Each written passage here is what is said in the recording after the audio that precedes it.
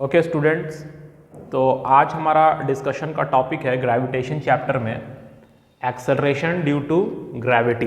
ठीक है, तो आज हम लोग सीखेंगे कि एक्सेलरेशन ड्यू टू ग्रेविटी क्या होता है। इस वर्ड के बारे में आप लोग अपने जूनियर क्लासेस मतलब क्लास 8-9 में भी कुछ कुछ सुने होंगे और जानते होंगे, एक बेसिक इन्फॉर्मेशन आपके पास होगा। तो आज हम लोग थोड़ा सा अपने इन्फॉर्मेशन को और ब्रॉड करते हैं। ठीक है, देखिए ग्रेविटी वर्ड का मतलब क्या है, पहले हम लोग को ये समझना होगा। हम लोगों ने ग्रेविटी वर्ड का मतलब क्या है पहले इसको क्लियर कर लेते हैं। ठीक है, देखिए पिछले क्लास में हम लोगों ने पढ़ा था कि यूनिवर्सल लॉ ऑफ ग्रेविटेशन में कि कोई भी अगर दो पॉइंट मास है, ठीक है, एक पॉइंट मास है m1, दूसरा पॉइंट मास है m2, और इन दोनों पॉइंट मास के बीच का जो डिस्टेंस है वो अगर r है, तो यूनिवर्सल लॉ ऑफ ग्रेविटेशन कहता है कि इनके बीच में जो ग्रेविटेशनल फोर्स जो कि एक अट्रैक्टिव नेचर का फोर्स होता है, that is g m1 m2 by r square. ये तो आप लोग जानते हैं, हम लोग पिछले क्लास में डिस्कस किए थे। अब सोचिए कि अगर हमारा एक मास सपोज हम लोग m मान लेते हैं और जो दूसरा मास है वो हमारा अर्थ है, अगर वो हमारा अर्थ है जिसका मास उसके सेंटर पर है और उसका मास हम लोग मान लिए कि कैपिटल M है, तो ये अर्थ भी इस पॉइंट मास को अपने तरफ अट्रैक्ट करेगा। तो इसका मतलब इस फोर्स को हम लोग बोलते हैं ग्रेविटी।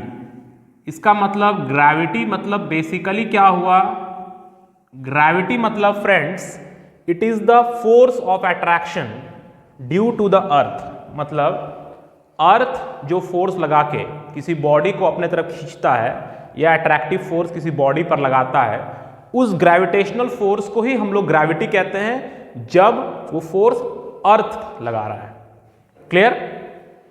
ओके, चलो तो हम लोग को समझ में आ गया ग्रेविटी क्या है। ग्रेविटी है force of attraction, force of attraction, force of attraction due to earth, force of attraction due to earth, है ना, ये हमारा ग्रेविटी कहलाता है। राइट, चलो अब नेक्स्ट नेक्स्ट चीज पर हम लोग डिस्कस करने चलते हैं। नेक्स्ट चीज क्या है कि एक्सेलरेशन ड्यू टू ग्रेविटी क्या होता है। अब आप लोग जानते हैं कि F is equal to ma होता है, ये हम लोग न्यूटन्स लॉ ऑफ मोशन में पढ़े थे। राइट, कहीं भी एक्सटर्नल फोर्स लग रहा है किसी मास पर तो वहां एक्सेलरेशन प्रोड्यूस होगा। तो जिस तरह से अर्थ मान लीजिए इस बॉडी पर इस मास पर फोर्स लगा रहा है, तो इसमें भी एक एक्सेलरेशन प्रोड्यूस होगा। उस एक्सेलरेशन को हम लोग बोलते हैं एक्सेलरेशन ड्यू टू ग्रेविटी। मतलब ग्रेविटी के कारण जो एक्सेलरेशन प्रोड्यूस होता है उसको हम लोग एक्सेलरेशन ड्यू टू ग्रेविटी बोलते हैं। क्लियर है? नाम से ही क्लियर हो जा रहा है। एक्सेलरेशन के कारण जो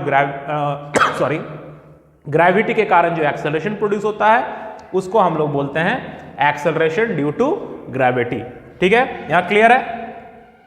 अब सपोज कीजिए कि ये इसको अगर अट्रैक्ट कर रहा था, ठीक है, या ऐसा सपोज करते हैं ये हमारा अर्थ हो गया, ठीक है, ये अर्थ हो गया और अर्थ के सरफेस पर हम लोग एक पॉइंट मास रख देते हैं स्मॉल m।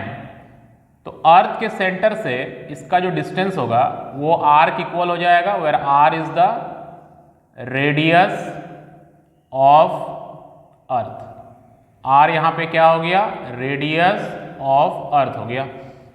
ठीक है, तो यहां पे अर्थ का मास हम लोग मान लेते हैं कि कैपिटल M है, अर्थ का मास कैपिटल M है और उस पॉइंट का मास स्मॉल m है।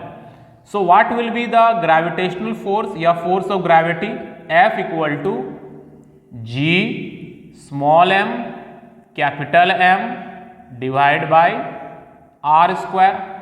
ये हो जाएगा, जहां पर कैपिटल M क्या है, कैपिटल M अर्थ का मास है और कैपिटल R क्या है, अर्थ का रेडियस है। क्योंकि ये जो पॉइंट मास है ये कहां पे सिचुएटेड है, सिचुएटेड ऑन सरफेस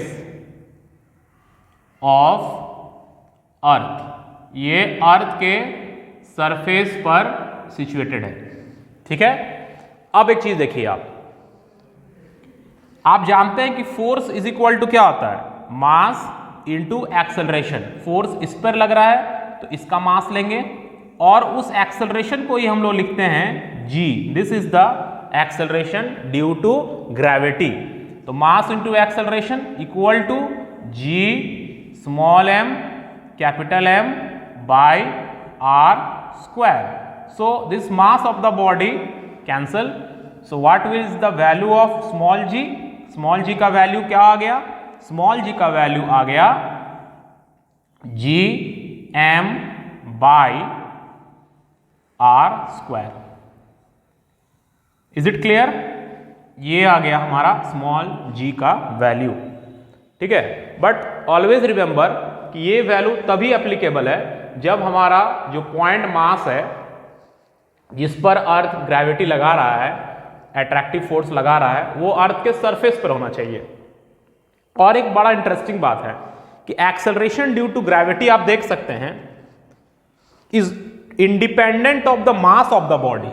बॉडी का मास कहीं भी नहीं आया, अर्थ का मास आया लेकिन बॉडी का मास कैंसिल हो गया। So it is independent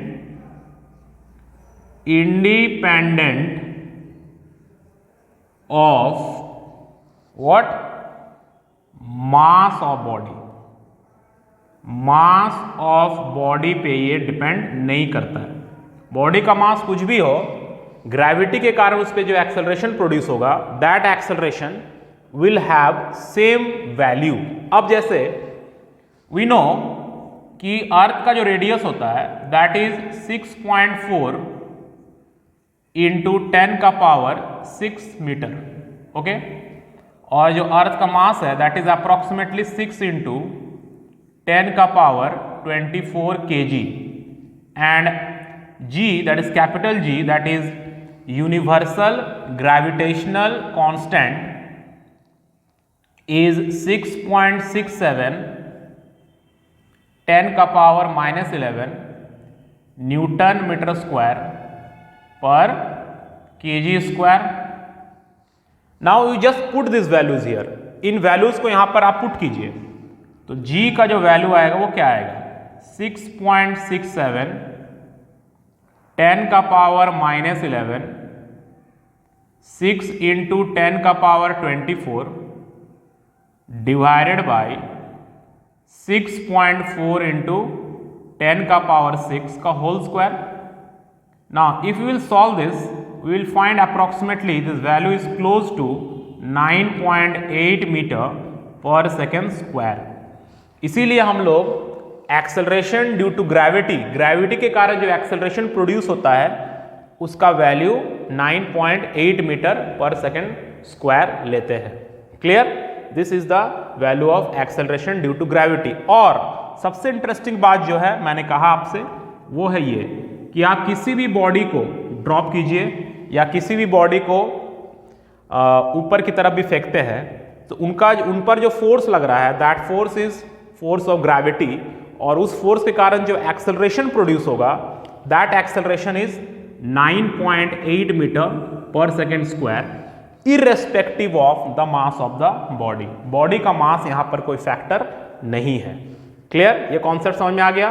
acceleration due to gravity क्या होता है ये समझ में आ गया? ओके, तो ये आप अच्छे से एक बार देखिए क्या होता है एक्सेलरेशन ड्यू टू ग्रेविटी। फिर हम लोग किन किन फैक्टर्स पे ये डिपेंड करता है उस पर हम लोग चर्चा करेंगे। ओके गाइज, तो पिछले लेक्चर में हम लोगों ने देखा कि एक्सेलरेशन ड्यू टू ग्रेविटी क्या होता है। ठीक है, अब इस पर हम लोग आगे प्रोसीड कर रहे हैं कि वो कौन कौन से फैक्टर्स है जिससे acceleration due to gravity affected होते हैं। So factors on which acceleration due to gravity depends, right. इसमें जो फर्स्ट फैक्टर है that is altitude. This is altitude. Altitude को हम लोग हाइट भी बोलते हैं, राइट। तो ऑल्टीट्यूड या हाइट जो है उस पर डिपेंड करता है। ओके, नाउ कैसे डिपेंड करता है?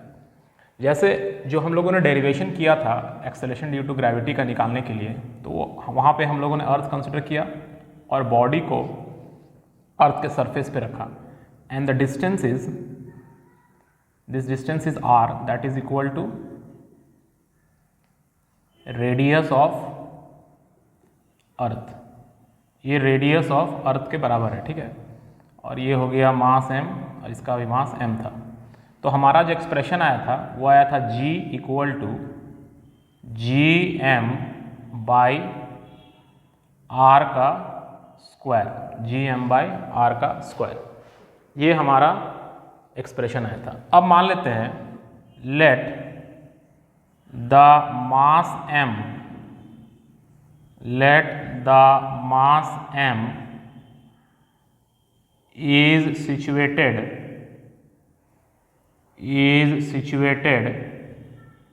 at height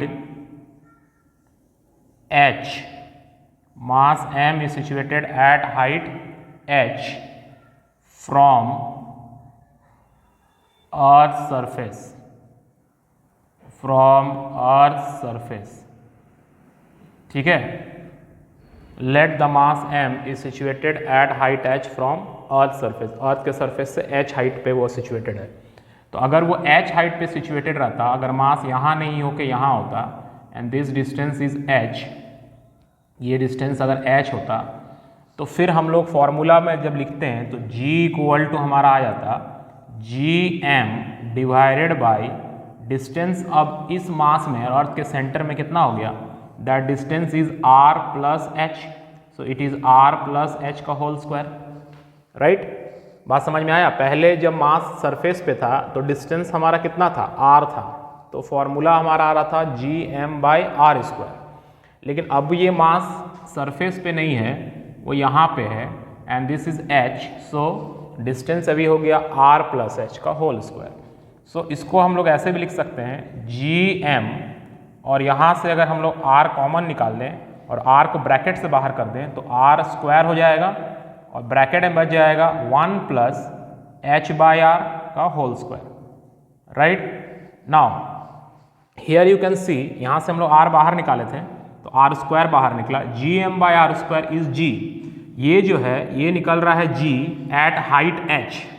g का मतलब होता है this g means at surface, at surface, ये सिर्फ सरफेस पर हम लोग g बोलते हैं, जिसका वैल्यू 9.8 आता है।